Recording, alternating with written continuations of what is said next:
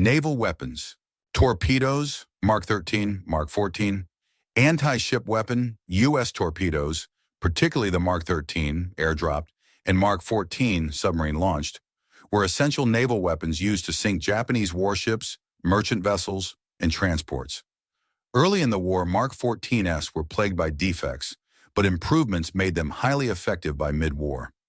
Submarines used them to devastate Japan's maritime supply routes, contributing to the crippling of its economy and war effort.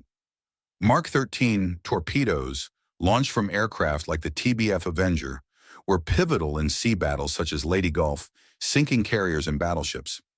These weapons played a key role in U.S. naval supremacy and in isolating Japan from vital resources. Naval mines, sea-based explosive devices.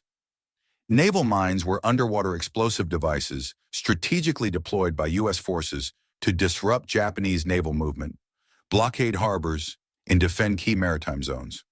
Laid by aircraft, submarines, and ships, these mines exploded upon contact or magnetic trigger, damaging or sinking enemy vessels. During the Pacific Campaign, especially in the final stages of the war, the U.S. launched extensive aerial mining operations under Operation Starvation, targeting Japanese shipping lanes and harbor entrances. This drastically reduced Japan's ability to transport supplies and reinforcements. Mines not only inflicted physical damage, but also forced the Japanese Navy to reroute or abandon critical naval operations. Depth charges anti-submarine explosives. Depth charges were cylindrical explosives designed to combat enemy submarines by detonating at preset underwater depths. Deployed from destroyers, patrol boats, and aircraft, these charges created massive underwater shock waves capable of damaging or destroying submarines without direct contact. In the Pacific War, U.S. naval forces used depth charges extensively to counter the threat of Japanese submarines, which targeted American carriers, transports, and supply convoys. They were crucial during convoy escort missions and anti-submarine patrols around island landings and naval engagements. Though less celebrated than torpedoes or artillery, depth charges were vital in ensuring U.S. naval dominance in the Pacific.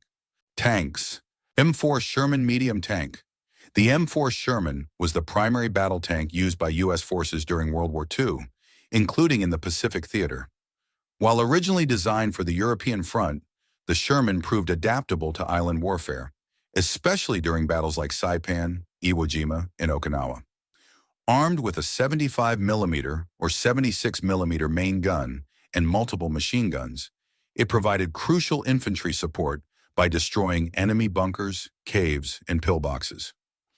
In the Pacific, Shermans were often modified with flamethrowers or special track designs for sandy terrain.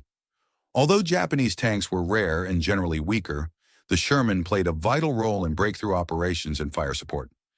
LVTA-4. The LVTA-4 was an armored variant of the landing vehicle tracked, LVT, designed specifically for amphibious assaults in the Pacific theater. It featured a 75mm howitzer mounted in a turret and multiple machine guns, allowing it to provide heavy fire support directly from the surf during beach landings. Heavily used in battles like Saipan, Tarawa, and Okinawa, the LVTA-4 could traverse reefs, soft sand, and rugged terrain where traditional tanks struggled. It supported infantry by suppressing Japanese pillboxes, machine gun nests, and defensive bunkers in the critical opening hours of amphibious operations, often under intense enemy fire. M3 Stuart Light Tank. The M3 Stuart was a fast and lightly armored American light tank used in the early Pacific campaigns of World War II. Armed with a 37mm cannon and several machine guns, it was initially effective against poorly equipped Japanese forces whose tanks and anti-tank weapons were limited. The Stuart's speed and maneuverability made it useful for reconnaissance and infantry support, particularly in the Philippines, Guadalcanal, and New Guinea. However, as the war progressed, it became increasingly vulnerable to Japanese anti-tank tactics, mines, and terrain. It was gradually replaced by the heavier M4 Sherman, but still saw action in secondary roles and support missions.